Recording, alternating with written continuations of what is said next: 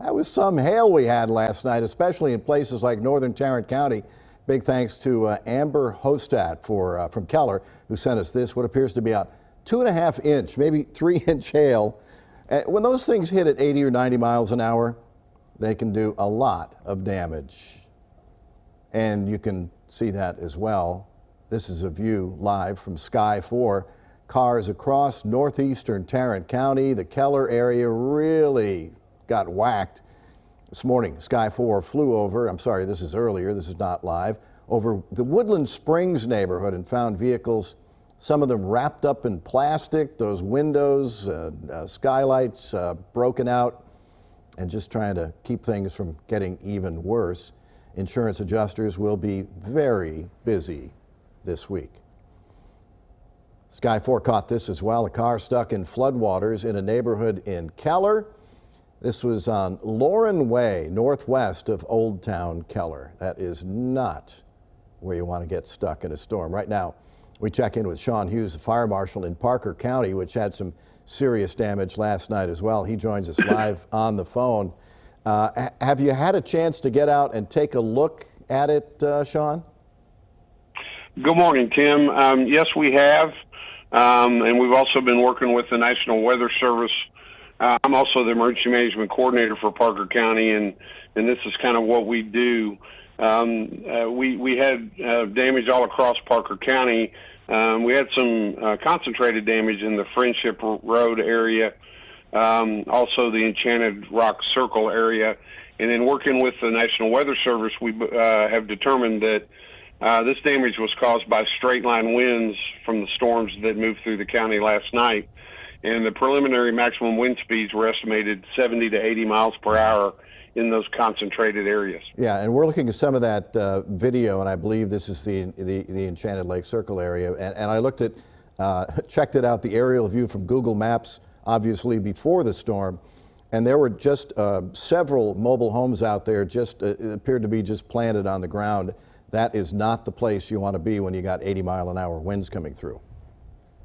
No, sir, and that's correct. And we encourage everybody who lives in mobile homes or manufactured housing to make sure that those houses are secured down.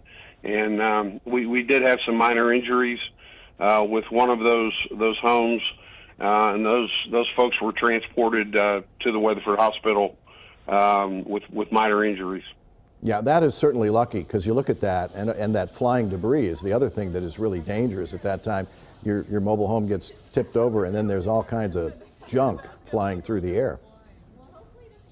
Yes, sir. And you know, as the sun comes up this morning, folks are surveying damage and collecting that debris, and that's kind of the after effect of these types of storms is the trees and the other debris that is on folks' property. Yeah, we saw a lot of people had just gone out and kind of put some tarp over their car windshields and rear windows just to kind of protect things, and probably putting some tarp up on some roofs as well, which is just about all you can do until the professionals get there.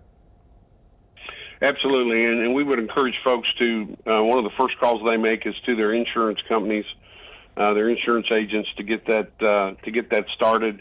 Take lots of pictures for your insurance agent and your adjusters of the damage that you did receive before you make any repairs. Of course, obviously, if you have water coming in or need to tarp your roof, get that done first. But once you've taken the immediate actions, then take lots of pictures and contact your insurance company. And yeah. We did have some small hail here in Parker County. I heard the largest we had was probably some places up to golf ball. Most of it was $quarter to $half. Yeah, that can put a few dings in your car or truck though as well. And sometimes we'll also hear about, and this is maybe me being a little overcautious or just being a kind of a chicken.